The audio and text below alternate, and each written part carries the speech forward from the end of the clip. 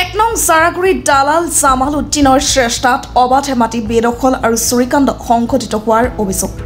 দালাল জামাল উদ্দিনে বিভিন্ন ঠাইৰ পৰা মানুহ আনি কম দামত আই নদীৰ জাৰাগুৰি মাটি বিক্ৰী কৰি আছে। ফলত অঞ্চলটোত সঘনাই চুৰিকাণ্ড সংঘটিত হৈ আছে। এক নং জাৰাগুৰিৰ চৌচত আলি ঘৰত ইলেক্ট্ৰনিক মটৰ আৰু বেটাৰী উদ্ধাৰ হয়। কেইবামাহ ধৰি অঞ্চলটোৰ বিভিন্নজনৰ ঘৰৰ লগতে মছজিদ আৰু মন্দিৰৰ বিভিন্ন সা সামগ্ৰী চুৰি হোৱাৰ অভিযোগ উত্থাপন হৈছে। একেদৰে দালাল জামাল উদ্দিনৰ সহযোগত জাৰাগুৰিৰ ৰতন দাসৰ লগতে কেইবাটাও পৰিয়ালে ভাং খেতি কৰি আছে। কেইবাজনো যুৱকে হেঁচা প্ৰয়োগ কৰাত ৰতনে ভাং খেতি কাটিবলৈ বাধ্য হয়। অঞ্চলটোত অসামাজিক কাৰ্যকলাপ বৃদ্ধি পোৱাত আৰক্ষীক কঠোৰ ব্যৱস্থা ল'বলৈ দাবী জনাইছে স্থানীয় লোকে। চোৰৰ বস্তু আনিছে যদি হানা পাইছো ক'ৰ পৰা আনিছে মটৰটো? মটৰ হাকো আৰু ৰান্ধা দেখিছে।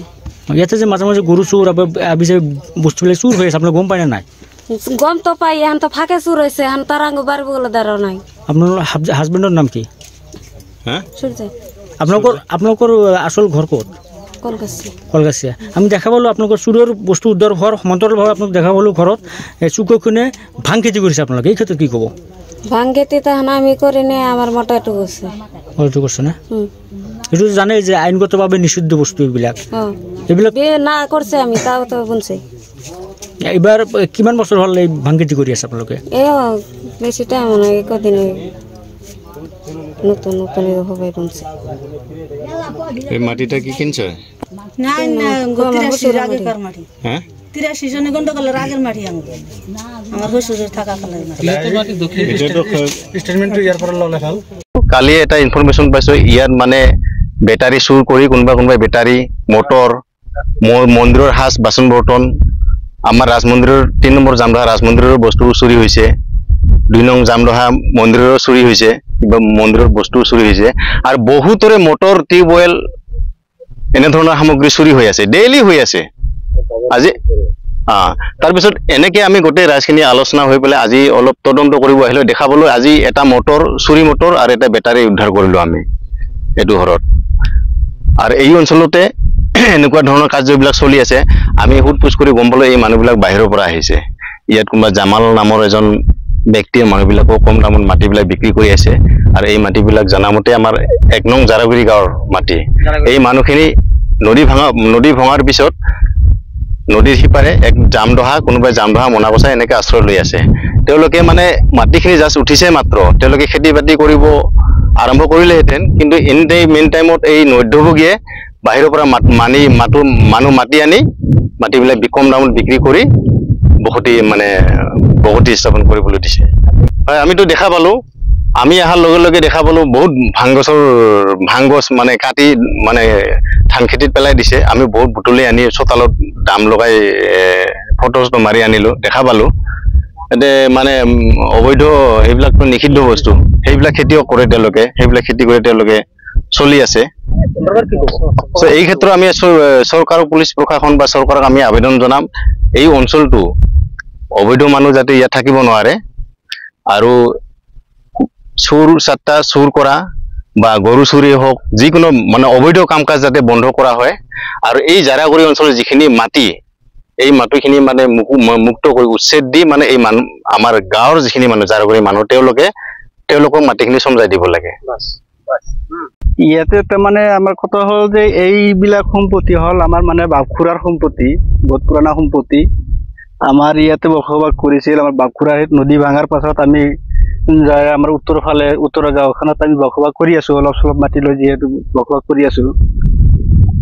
এই মাটিখিনি যেতিয়া হয়তো চৰ পৰিল, ইয়াতে কেইজনমান মানুহ, ইয়াতে দালাল চিৰণিৰ মানুহ ইয়াতে মানে আহি আমাৰ এই মাটিবিলাক মানে খাচ মাটি, যিহেতু আমাৰ হাতত হয়তো অলপ পলম হৈছে, সেই মানুহ মাটিগিলা দখল কৰি ক'ৰ পৰা মানুহ সেই দৰঙৰ পৰা আহে না ক'ৰ মনবুৰীৰ পৰা আহে না এই উত্তৰ অঞ্চলৰ পৰা আহে, সেইবিলাক মানুহক আমি চিনি নাপাওঁ। আহি সেইবিলাক মানুহক ইয়াত জাগা দি আছে। জাগা দিয়াৰ পাছত আমাৰ এটা মানে এনেকুৱা এটা অসুবিধা হৈ গৈছে, আজি বোলে কাৰোবাৰ হ'লেও মটৰ চুৰি হয়, কাৰোবাৰ হ'লে গৰু চুৰি হয়, কাৰোবাৰ বোলে টিউবৱেল চুৰি হয়। এনেকুৱা দিনে দিনে চোৰৰ মানে উত্তাপটো বেছি হৈ গৈছে। বেটাৰী চুৰি হয়, আৰু কাৰোবাৰ হ'লেও খুনো কৰি আছে। এইবিলাক মানে পৰিস্থিতি ঘটি আছে কাণ্ড। আমি এইখিনিয়ে মানে আপোনালোকৰ জৰিয়তে এইখিনি ক'ব বিচাৰোঁ যে যাতে এইবিলাক মানুহ ক'ৰ পৰা আহে, কোনে ইহঁতক মানে জাগা দিয়ে, অলপ তদন্ত কৰি ক'ৰ মানুহ ইহঁতে এইবিলাক মানে ইয়াৰ পৰা উঠাই দিব লাগে। সি ইয়াৰে মানুহ, সেই মানুহজন ইয়াৰে মানুহ, সি আমাৰ মানে ৰিভিনিউ মানে নাচনগুৰিৰ মানুহ, ৰিভিনিউ নাচনগুৰিৰ মানুহ। সি আহি আমাৰ জাৰাগুৰিৰ ৰিভিনিউত আহি সিহঁতে মানে ৰাজত্ব কৰি আছে। তাৰ নাম হ'ল জামাল উদ্দিন। ইয়াৰ বিৰুদ্ধে আপোনালোকে কোনো আইনগত ব্যৱস্থা এনেকুৱা ভাবিছে না? আইনগত ব্যৱস্থা আমি লোৱা হৈছিল আগতে, যেনিবা হয়তো প্ৰশাসনক ইয়াতে মাতি অনা হৈছিল, সেই প্ৰশাসনেও জানে, সিহঁতে অৱগত কৰিছে। চাৰ্কল অফিচাৰ আহিছিল, চাৰ্কল অফিচাৰ আনি আমি আমাৰ জাৰাগুৰিৰ সীমাখিনি ওলাইছিলোঁ, আৰু সিহঁতক আমি মানে জনাইছিলোঁ যে আপোনালোকৰ এইখিনিত কি কৰে কৰক, কিন্তু আমাৰ এই জাৰাগুৰি এৰিয়াৰ ভিতৰত আপোনালোকে কোনো ধৰণৰ মাত মাতিব নালাগে, ইয়াতে কোনো ধৰণৰ মানুহক ঠাই দিব নালাগে। আমি ইয়াতে আহি খেসাৰী দালি, এনেকুৱা মানে মচুৰ দালিও খেলাইছিলোঁ, কিন্তু পাছত আহি আমি সেইবিলাকৰ কাৰণে পাত্তা পোৱা নাই। মাটিৰ সীমাটো যিটো আমাৰ জাৰাগুৰিৰ সীমা আৰু নাচনগুৰিৰ সীমা, পশ্চিম ফালে হয় নাচনগুৰি, পূবফালে হয় জাৰাগুৰি, সীমাটো আমি নিৰ্ধাৰিত কৰিছিলোঁ, কৰি পেলাই আমি কলগছো পুতি দিছিলোঁ, আৰু তাৰপিছত আমি মচুৰ দালি, খেসাৰীৰ দালি কিবা কিবি মানে ইয়াতে সিঁচি থৈ গৈছিলোঁ। কিন্তু দেখা গ'ল মানে কিছুদিন পিছত মানে সেইবোৰ আমি পাত্তা নাপালোঁ। মানে ইয়াৰ ভিতৰত মানে ইয়াতে মাতাব্বৰী কৰি আছে, ক'বলৈ গ'লে আমাৰ নাচনগুৰিৰ 2-4 ঘৰ মানুহে ইয়াতে মানে আমাৰ জাৰাগুৰিত মানে দেৱানগিৰি কৰি আছে, আৰু ক'ৰ পৰা দলঙৰ পৰা মানুহ আনি আছে, ওদালগুৰিৰ পৰা, ধুবুৰীৰ পৰা, বৰপেটা জিলা, উত্তৰ অঞ্চল, কয়লামলা, আমগুৰি, এইবোৰ ঠাইৰ পৰা মানুহ অনাৰ পিছত বৰ্তমান আমি এনে এটা অসুবিধাৰ সন্মুখীন হৈছো যে ক'ৰবাত বোলে গৰু চুৰ হৈ আছে, ক'ৰবাত মটৰ চুৰ হৈ আছে, ক'ৰবাত বোলে বেটাৰী চুৰ হৈ আছে, এইবোৰ কথা। এতিয়া কথা হ'ল আমি এতিয়া আপোনালোকৰ যোগেদি এইখিনি ক'বলৈ বিচাৰিছো যে আমাৰ জাৰাগুৰিৰ বাসিন্দা যিখিনি মাটি, এইখিনি আমি উদ্ধাৰ কৰিবলৈ বিচাৰিছো। তাৰ কাৰণে আমি ইয়াতে আজি একগোট হৈ আহিছো। মোৰ কথা মই বনাইছে, মোৰ জামালটো মোৰ মামা হয়, মামাৰ ভাতিজা। তোমাৰ ঘৰ ক'ত? আমাৰ ঘৰ ইয়াতে, এইটো বনাইছোঁ আমি, ইয়াতে থাকোঁ এনে। আৰু আমাৰ অৰিজিনেল ঘৰটো আমগুৰিত। ইয়াতে গিৰখাবাৰীত মাটি কিনিছোঁ, তাতে ঘৰ আছে, ইয়াত এনে কাম কৰোঁ আৰু মানুহ। আমি যিমান দূৰ জানো জামালে বহুত মাটি বেদখল কৰিছে আৰু বিক্ৰী কৰিছে, কি ক'ব এই ক্ষেত্ৰত? এইটোতো মই নাজানো, মই আহিলোঁ ইয়াতে কেইমাহমান আগত। এইটো যে যোনে ঘৰ বনাইছে তাৰ মাটিৰ কাগজ পাতি আছে নে নাই? সেইটো মই নাজানো। নাজানে। আপোনাৰ নামটো? মালিকপুৰৰ পৰা Keramat Ali, report any live. খবৰ মানে এনি লাইভ 24x7 আৰু এনি লাইভ ডিজিটেল।